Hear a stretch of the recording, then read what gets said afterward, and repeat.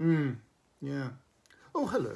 I didn't see you there. It's Peter Bradshaw, and welcome once again to this review channel. And please don't forget to subscribe, though on the subject of leaving comments, I was recently rather pained by Stevo6969, who said, I don't think he understood the movie or what it was trying to achieve.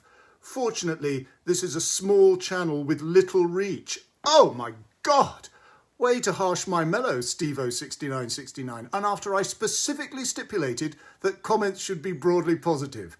It may be a small channel to you, but that makes it the plucky and relatable underdog that the audience is very much rooting for. Talk about punching down.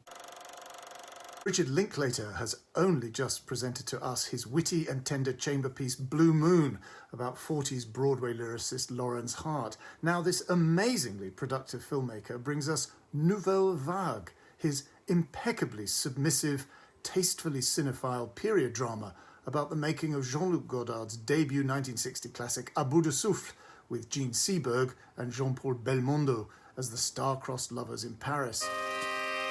Celui qui est au milieu, c'est Truffaut. À sa gauche, bien sûr, le Chabrol. Et celui avec les lunettes noires, c'est Jean-Luc Godard.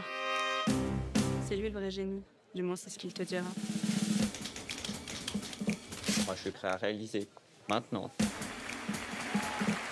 Aujourd'hui, tout le monde adore la nouvelle vague. On a besoin pour faire un film, c'est d'une fille et un flingue. On n'aura jamais Jean Seberg. I never even said that I'd do the picture. Voici le film en résumé. Ne montre ça à personne. Hein.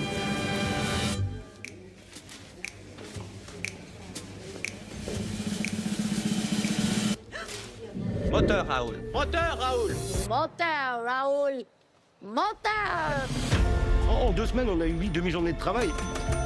D'ailleurs, je pourrais très bien vous laisser tomber, vous et votre film. Faut commencer à comprendre. À demain. Chaque film est constitué de 5 films différents. Le film qu'on écrit, le film dont on distribue les rôles, le film qu'on tourne, le film qu'on monte et le film qu'on sort. Ne ralentis pas jusqu'à ce que tu n'aies plus de souffle. S'ils veulent la nouvelle vague, donnons-leur un raz-de-marée. It's a good-natured, thoroughly intelligent effort for which Godard himself, were he still alive, would undoubtedly have ripped Mr. Linklater a new one.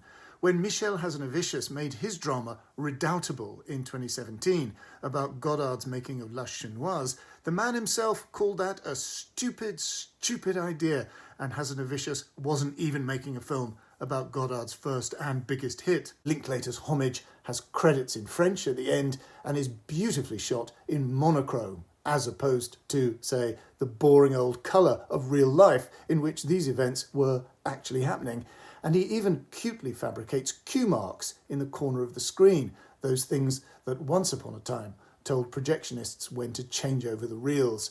But Linklater smoothly avoids any disruptive jump cuts. Yet Linklater is, I think, unconsciously creating a stylistic homage, not to Godard, but to his much more emollient, accessible and Hollywood-friendly collaborator, François Truffaut, who in fact wrote the basic story outline for Breathless and helped give Godard his commercial success, based on a sensational true crime story from a magazine about a tough guy who shoots a cop and then gets an American girlfriend while on the run, grabbing at love and romance while he still can, existentially aware that a cop killer's days are numbered. The real-life characters of the Breathless story, from the most famous to the most obscure, this latter category being naturally treated with rigorous superfan respect, are introduced with static portrait shots right into camera, gazing at us with their names flashed up on screen underneath. Even in the action itself, these people are often addressed by their full name with an awestruck sentence about their importance to the action, so we know where we are. A Cahiers du Cinéma gunslinger critic yearning to graduate to filmmaking is played by newcomer Guillaume Malbec, incessantly dropping epigrams and wisecracks and shruggingly dismissive pouts on the subject of cinema. And perhaps, probably, Godard was like this, at least some of the time. Linklater mischievously allows the audience to wonder if Godard will ever remove his sunglasses and get a beautiful librarian moment, or at least a moment to confess that really you shouldn't watch movies through dark glasses. Aubrey Dillon is Belmondo, and Zoe Deutsch is Jean Seberg, forever breaking into fluent and Ohio-accented French. Adrien Rouillard is Truffaut. Mathieu Panchina is the brilliant cinematographer Raoul Coutard, whose news background in covering wars made him an inspired choice for Godard's guerrilla filmmaking adventures.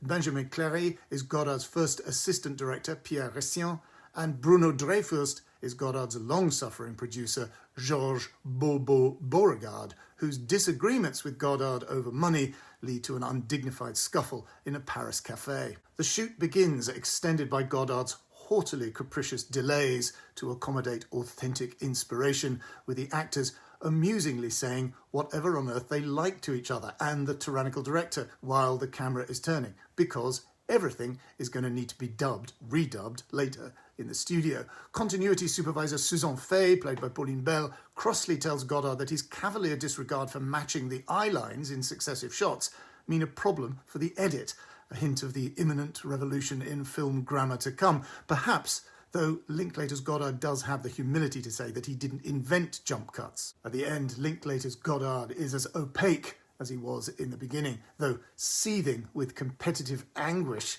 at the success of Truffaut's The 400 Blows in Cannes, and struggling to get into parties and onto film sets. And again, none of this arguably is in any way inaccurate, but it's all very smooth, a slick Steadicam ride through that historic, tumultuous moment.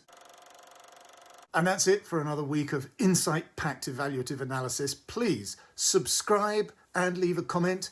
Please subscribe to The Guardian, and also please, oh please, go to the Audible app on your phone and listen to my new Audible original drama entitled Mercy, nothing to do with the film, starring Joanna Scanlon as an embattled NHS nurse.